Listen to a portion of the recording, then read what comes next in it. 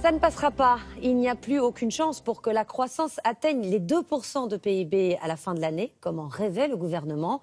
L'INSEE a révélé les chiffres du deuxième trimestre, plus 0,2%. C'est timide. Cela confirme le trou d'air que traverse l'économie française. En cause, une baisse de la consommation. Les détails avec Paul-Luc Monnier et Roger Motte. Nouveau coup de mou pour l'économie française. Au deuxième trimestre, le ralentissement de l'activité se poursuit. À peine 0,2% de croissance, confirme aujourd'hui l'INSEE. Malgré une hausse des investissements des entreprises, plus 1,3%, plusieurs facteurs continuent de plomber l'activité tricolore. La flambée des prix du pétrole, le creusement du déficit commercial, mais aussi la consommation des ménages. Au deuxième trimestre, elle recule, moins 0,1%, une première depuis 2 ans.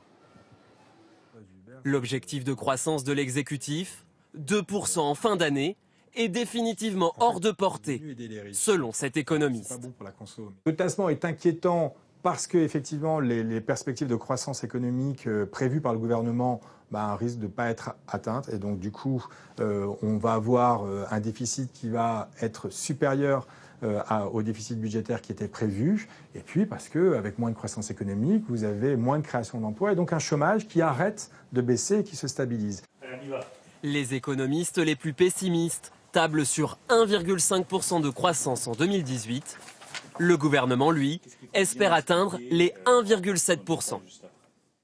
Bonsoir Margot Manière. Bonsoir. La croissance est moins haute que prévu en 2018. Est-ce que ce sera mieux en 2019 ?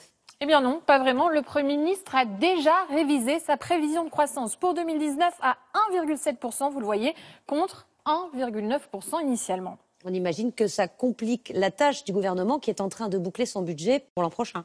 Oui, c'est bien pour cela que le déficit sera plus important l'an prochain. Mais attention, ce n'est pas uniquement à cause de la croissance. Le gouvernement pourrait aussi avoir du mal à tenir ses engagements en matière de dépenses publiques. Exemple, pour freiner les dépenses, Emmanuel Macron a fait la promesse de supprimer pendant le quinquennat 50 000 postes dans la fonction publique d'État.